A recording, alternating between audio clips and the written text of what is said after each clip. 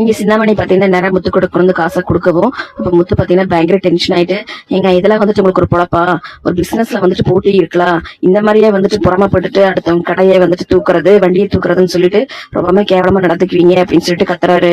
அந்த நேரம் பாத்தீங்கன்னா செல்வமும் அங்க வந்துடுறாரு. என்ன முத்து, இந்த அம்மா வந்துட்டு மீனாவோட வண்டியை தூக்கி திருப்பி வந்துருச்சா என்ன சொல்லு, நம்ம வந்துட்டு போலீஸ்ல ஆல்ரெடி கம்ப்ளைண்ட் பண்ணிட்டு தான் வந்திருக்கு அப்படின்னு சொல்லவும், அப்ப முத்து வந்துட்டு இல்லடா, மீனாவோட வண்டியை வந்துட்டு இது வேற ஸ்டேட்டுக்கு வந்துட்டு அனுப்பிட்டாங்க, திரும்ப கிடைக்காதுன்னு சொல்லிட்டாங்க, அதனாலதான் வந்துட்டு புது வண்டி வாங்குறதுக்காக வெங்கட்ட பணத்தை வந்துட்டு வசூல் பண்ணிருக்கேன் அப்படின்னு சொல்றாரு. அப்ப செல்வர் வந்துட்டு இருந்தாலும் இந்த அம்மாவையில வந்துட்டு சும்மா விடக்கூடாது அப்படிங்கவோ, நான் எங்க சும்மா விட போறேன்னு சொன்னேன், அத்தையோட கடையை தூக்கி அவங்களால வந்துட்டு கத்தர விட்டாங்க, பத்ததுக்கு மீனாவோட வண்டியை வந்துட்டு தூக்கிட்டு அவளையே வந்துட்டு இந்த மாதிரி பழி வாங்கியிருக்காங்க. நீங்க என்ன நினைச்சிட்டீங்க, அவ வண்டியை வந்து தூக்கிட்டா அவளோட தொழிலதான் வந்துட்டு அப்படியே முடங்கிடும் நினைச்சீங்களா? அவ வண்டி வேணா உங்களால வந்து திருட முடியும், அவளோட உழைப்பையும் வந்துட்டு திறமையும் நேர்மையும் வந்துட்டு உங்களால வந்து திருட முடியாது. அப்ப செல்வர் வந்துட்டு சரியா சொன்ன முத்து, வண்டி இல்லைன்னா என்ன, சிஸ்டர்னால வந்துட்டு பிசினஸ்ல வந்துட்டு முன்னுக்கு வர முடியாதா, இந்த அம்மாவில வந்துட்டு சும்மாவே விடக்கூடாது, நீ முதல்ல போலீஸ்க்கு போன் பண்ணுப்பா அப்படின்னு சொல்லி சொல்றாரு. அப்ப சிந்தாமணி இருந்துட்டு, இங்க பாரு, நான் வந்துட்டு பொருட்டி பிசினஸ் எல்லாம் வந்துட்டு கெடுக்கணும்னு நினைக்கல, அவெல்லாம் வந்துட்டு எனக்கு சரிசமமான ஆளா, நான் எத்தனை வருஷம் இந்த தொழில இருக்க. அப்ப முத்து இருந்துட்டு, அப்புறம் எதுக்காக வந்துட்டு என் பொண்ணாட்டி பார்த்து பயந்துட்டு அவ தொழில வந்துட்டு முடக்கணும்னு சொல்லிட்டு இந்த மாதிரி வேலையெல்லாம் பண்ணிட்டு இருக்கீங்க அப்படின்னு சொல்லவும், அப்ப செல்வர் இருந்துட்டு, நீ பாரமுத்து, அவங்ககிட்ட இதுக்கு நீ வந்துட்டு தேவையெல்லாம் பேசிட்டு இருக்க, மாற்றினதுக்கு அப்புறம் எல்லாரும் வந்துட்டு இந்த மாதிரி தான் பேசிட்டு இருப்பாங்க, நீ முதல்ல போலீஸ்க்கு போன் பண்ணுப்பா அப்படின்னு சொல்லி சொல்றாங்க. நீ சிந்தாமணி பாத்தீங்கன்னா பதறிட்டு, அதான் வந்துட்டு நான் காசுல கொடுத்துட்டேன்ல, அப்புறம் எதுக்காக வந்துட்டு போலீஸ்க்கு கால் பண்றீங்க, எனக்கெல்லாம் வந்துட்டு அவ தொழில கெடுக்கணும் நல்லா ஒண்ணும் இல்ல அப்படின்னு சொல்லிட்டு பதறாங்க. அப்ப முத்து இருந்துட்டு, உங்களை பத்தி எனக்கு தெரியாதா, என் பொண்டாட்டி வந்துட்டு இத்தனை நாள் பூ வித்துட்டு இருந்தா, இப்ப வந்துட்டு கொஞ்சம் கொஞ்சமா அவ தொழில வந்து டெவலப் ஆகி மண்டப டெக்கரேஷன் எல்லாம் எடுத்து பண்ணிட்டு இருக்கா, எங்க அவ உங்களுக்கு போட்டியா வந்துடுவாருன்னு சொல்லிட்டு பொறாமையில தானே வந்துட்டு அவ தொழில கெடுக்கிற மாதிரி நீங்க ஒண்ணுன்னா பண்ணிட்டு இருக்கீங்க, அது எல்லாமே எனக்கு தெரியாதுன்னு நினைச்சிட்டீங்களா, இப்ப அதெல்லாம் கொஞ்சம் முத்தி போய் இப்ப வண்டியை தூக்குற அளவுக்கு வந்துட்டீங்கல்ல, இதுக்கப்புறமா வந்துட்டு உங்களை எல்லாம் வந்துட்டு விட்டு வச்சா அவளோட நிம்மதியதான் போயிடும், முதல்ல போலீஸ்க்கு போன் பண்றேன், அப்பதான் வந்துட்டு நீங்களா வந்து அடங்குவீங்க அப்படின்னு சொல்லி சொல்றாரு. அப்ப சிந்தாமணி பாத்தீங்கன்னா வேற வழி இல்லாம, இங்க பாரு, நான் வந்துட்டு அவ தொழில வந்துட்டு இது பண்ணணும்னால பண்ணல, வண்டி கடையை வந்துட்டு தூக்க சொல்லி சொன்னாங்க, அவங்க பேச்சு கேட்டு நான் இது மாதிரி பண்ணிட்டேன் அப்படின்னு சொல்லி சொல்றாங்க. அதை கிட்ட முத்து வந்துட்டு, எனது வண்டியை வந்து தூக்க சொன்னாங்களா, யார் தூக்க சொன்னாங்க அப்படிங்கிறப்போ, அது வந்துட்டு ஒருத்தர் சொன்னாங்க, உன் பொண்டாட்டிக்கு வேண்டாதவங்க தான் ஒருத்தர் சொன்னாங்க, அதனாலதான் நான் இந்த மாதிரி எல்லாம் பண்ணினேன் அப்படின்னு சொல்லவும், ஓ, யாராவது வந்து சொன்னாங்க அப்படின்னா நீங்க வந்துட்டு இந்த மாதிரி கைக்கூலி மாதிரி வேலை பண்ணுவீங்களா, இந்த வேலை பாக்குறதுக்கு அவங்க கிட்ட எவ்வளவு வாங்கினீங்க அப்படின்னு சொல்லி கேட்கவும், நான் அதெல்லாம் ஒண்ணு காசெல்லாம் ஒண்ணு வாங்கல அப்படின்னு சொல்லவும், அதை கிட்ட செல்வர் வந்துட்டு, ஓ, காசு வாங்காம சும்மா செஞ்சு கொடுத்தாங்களாப்பா, என்னப்பா இவங்க கதை சொல்லிட்டு இருக்காங்க, நீ போலீஸ்க்கு போன் பண்ணப்பா அப்படிங்கிறாரு. அப்ப சிந்தாமணி இருந்துட்டு, எனக்கு கொஞ்சம் சும்மா இருக்கியாப்பா, நான் வந்து பேசிட்டு இருக்கிறனால அப்படின்னு சொல்லிட்டு, இங்க பாரு முத்து, நானெல்லாம் வந்துட்டு இந்த மாதிரி பண்ணல, உன் பொண்டாட்டிக்கு ஆகாத ஒருத்தர் தான் வந்துட்டு அவங்க அம்மா கடையை வந்துட்டு தூக்க சொல்லிட்டு உன் பொண்டாட்டி வண்டியை தூக்க சொன்னாங்க, ஏற்கனவே வந்துட்டு எனக்கு மீனாவை பிடிக்காதுனாங்காட்டி அவங்க சொன்னாங்காட்டி நானே இந்த மாதிரி பண்ணிட்டேன் அப்படின்னு சொல்லி சொல்றாங்க.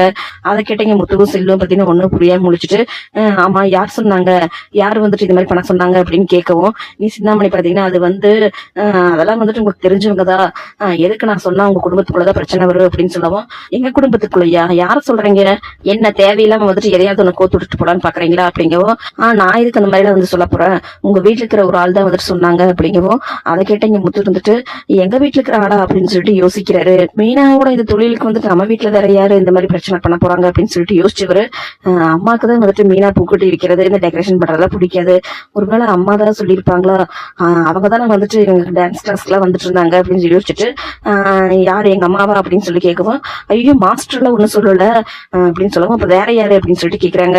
இங்க சிந்தாமணி பாத்தீங்கன்னா யோசிக்கிறாங்க, ஒரு ஆர்டர் கொடுத்து போட்டு நம்மளே வந்துட்டு பிளாக்மெயில் பண்றியான்னு சொல்லி இந்த ரோகிணி வந்து கேக்குறா, பத்தாவது நம்ம கூட சாவகாசம் வச்சுக்கிட்டது தப்புங்கிற மாதிரி பேசிட்டு போறா, இவளை வந்து போட்டு கொடுக்கல எந்த தப்பும் இல்ல, இல்லைன்னா வந்துட்டு நம்ம தான் வந்து போலீஸ்ல மாட்டிக்கணும் அப்படின்னு சொல்லிட்டு, இங்க பாருப்பா, ரோகிணி சொல்லிதான் நான் வந்துட்டு இந்த மாதிரி எல்லாம் செஞ்சேன் அப்படின்னு சொல்றாங்க.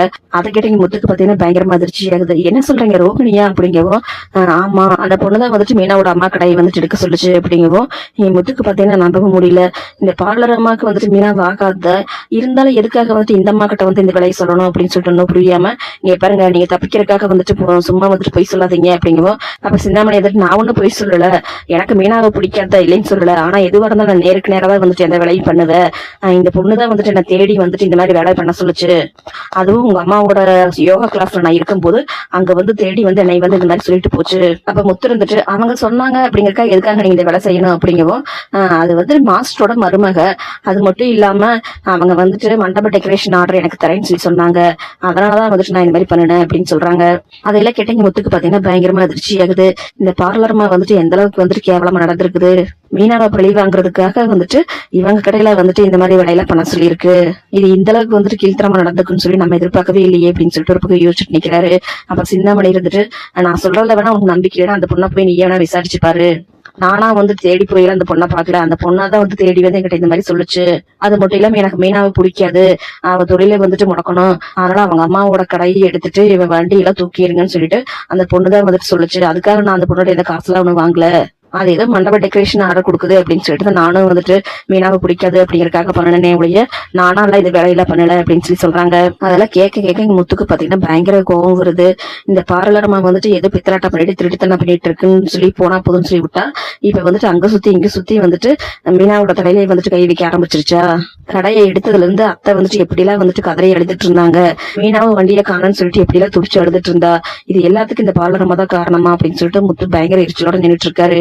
அப்ப செல்வர் வந்துட்டு, என்னப்பா முத்து, வீட்டுக்குள்ளேயே வந்துட்டு இப்படி ஒரு ஆள் இருக்காங்க, இந்த மாதிரி எல்லாம் இருந்தா எப்படிப்பா, அவங்க கடையில வந்துட்டு நீயும் மீனா ரொம்ப ஜாக்கிரதையா இருக்கணும் போல இருக்கு அப்படின்னு சொல்லவும், அதெல்லாம் கேட்டு முத்து பாத்தீங்கன்னா டென்ஷன் ஆயிட்டு இங்க சிந்தாமணியை பார்த்து, இங்க பாருங்க, யாரு வந்துட்டு என்ன சொன்னாலும் வந்துட்டு இந்த மாதிரி பண்ணிடுவீங்களா, இதுதான் வந்துட்டு உங்களுக்கு லாஸ்ட் சான்ஸ்.